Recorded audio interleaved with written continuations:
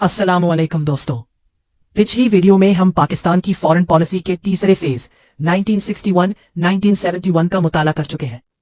इस फेज को transition phase कहा जाता था क्योंकि इस दौरान पाकिस्तान ने सिर्फ मगरिबी ममालिक पर इन्हिसार कम करना शुरू किया और चाइना और सोवियत यूनियन के साथ भी तल्लुकात मजबूत बनाए।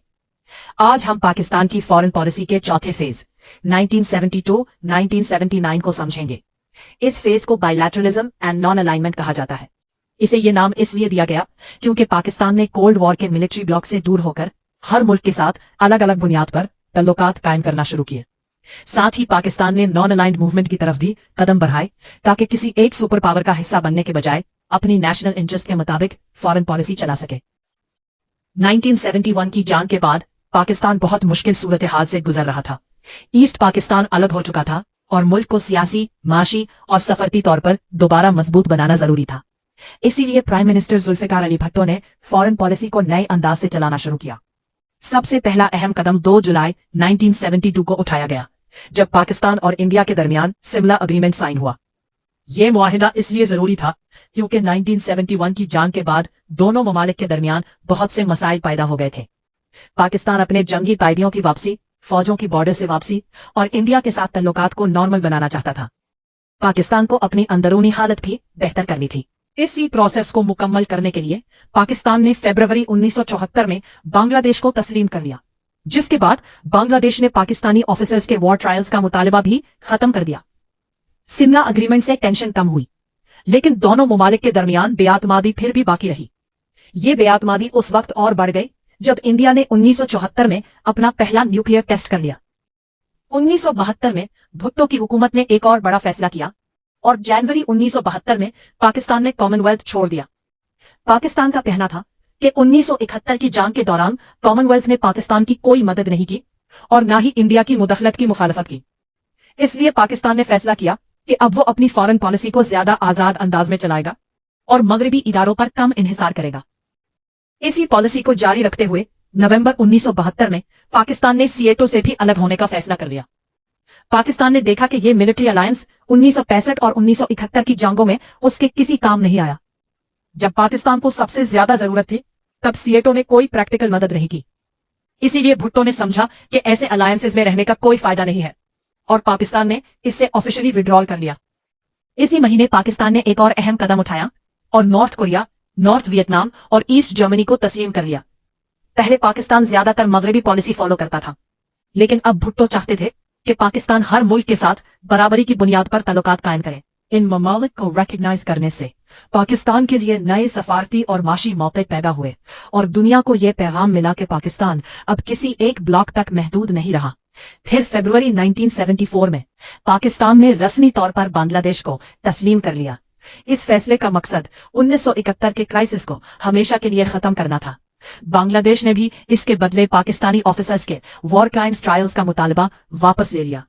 इससे पाकिस्तान को मुस्लिम दुनिया में अपनी पोजीशन दोबारा मजबूत करने और नए सफारती ताल्लुकात कायम करने में मदद मिली। लेकिन इसी साल 18 मई 1974 को इंडिया ने अपना पहला न्यूक्लियर टेस्ट कर दिया। इस टेस्ट ने पाकिस्तान की सिक्योरिटी को बहुत मुतासिर किया। भुट्टो ने इसे साउथ एशिया के पावर बैलेंस के लिए बड़ा खतरा समझा। इसी वक़ाये के बाद पाकिस्तान ने अपना न्यूक्लियर प्रोग्राम मजीद संजीदगी से शुरू करने का फैसला किया। साथ ही पाकिस्तान को यह भी यकीन हो गया कि सीएटो और सेंटो जैसे मिलिट्री अलायंसेस उसकी सिक्योरिटी की हिफाजत नहीं कर सके। 1972 से 1974 के दरमियान पाकिस्तान ने सोवियत यूनियन के साथ भी ताल्लुकात बेहतर बनाए। हालांकि सोवियत यूनियन ने 1971 की जंग में इंडिया की हिमायत की थी, लेकिन भुट्टो ने पुरानी ताफिया कम करने की कोशिश की। उन्होंने 1972 और 1974 में मॉस्को के दौरे किए, जहां तिजारत, टेक्नोलॉजी और माशी प्रोजेक्ट्स पर बात हुई। दोनों ममालिक के दरमियान कोऑपरेशन में इजाफा हुआ और अगरचे मुकम्मल एतमाद पैदा न हो सका, फिर भी पाकिस्तान और सोवियत यूनियन के दरमियान एक मुस्तहकम वर्किंग रिलेशनशिप कायम हो गया। 1973 में भुट्टो की हुकूमत के दौरान अमेरिका ने अपनी आर्म्स एम्बार्गो पॉलिसी में कुछ नरमी की और पाकिस्तान को नॉन लीथल मिलिट्री इक्विपमेंट और स्पेयर पार्ट्स खरीदने की इजाजत दे दी। इसका सबब यह था कि 1971 की जंग के बाद अमेरिका पाकिस्तान के साथ अपना असर और रसूख दोबारा कायम रखना चाहता था, लेकिन अमेरिका इंडिया को भी अपनी स्ट्रेटजी का अहम हिस्सा समझता था। इसलिए उसने सिर्फ लिमिटेड मिलिट्री इक्विपमेंट की इजाजत दी, इससे पाकिस्तान को अपनी मिलिट्री कैपेसिटी कुछ हद तक बेहतर बनाने का मौका मिला। इसके बाद 1975 में अमेरिका ने एक और नरमी दिखाई और केस बाय केस बेसिस पर पाकिस्तान को कुछ हथियार फरोख्त करने की इजाजत दे दी, यानी हर रिक्वेस्ट को अलग अलग देखकर फैसला किया जाता था।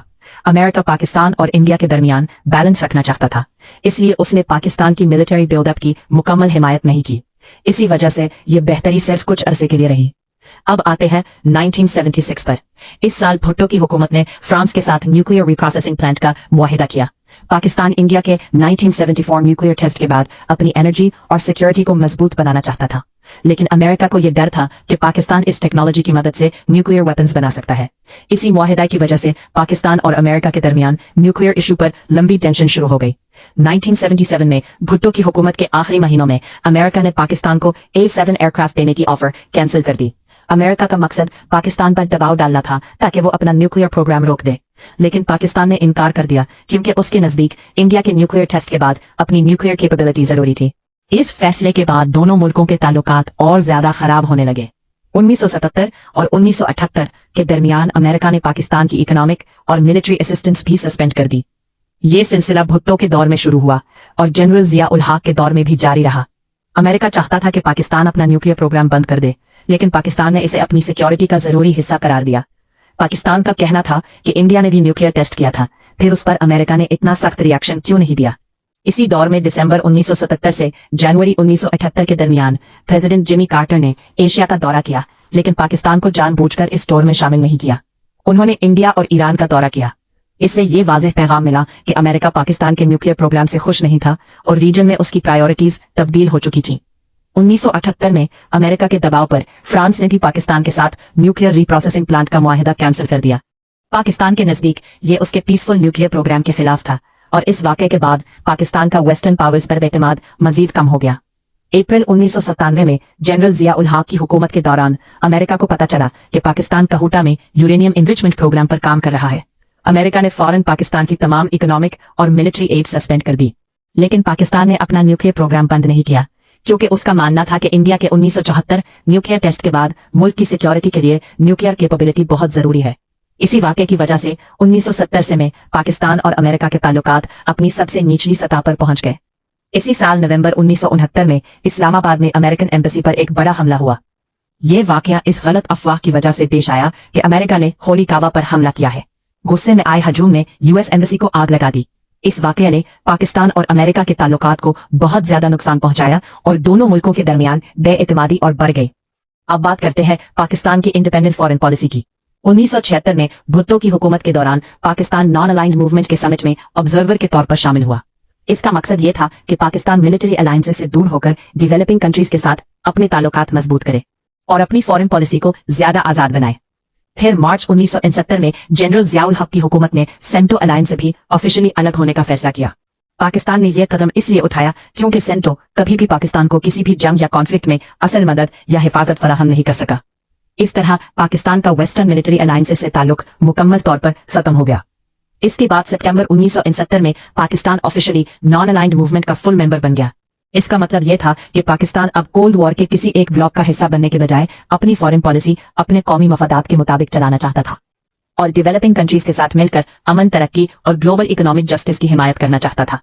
आखिर में 1973 से 1969 के दरमियान पाकिस्तान ने Saudi Arabia, UAE, Kuwait, Qatar और दूसरे मुस्लिम गल्फ ममालिक के साथ बहुत मजबूत ताल्लुकात कायम किए।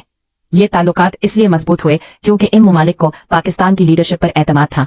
वो 1971 के बाद पाकिस्तान की हिमायत करना चाहते थे और उन्हें स्किल्ड पाकिस्तानी वर्कर्स की भी जरूरत थी। इसके नतीजे में पाकिस्तान को economic aid, investments, loans, Pakistani workers के लिए रोजगार के मौके और अहम डिप्लोमेटिक सपोर्ट हासिल हुई।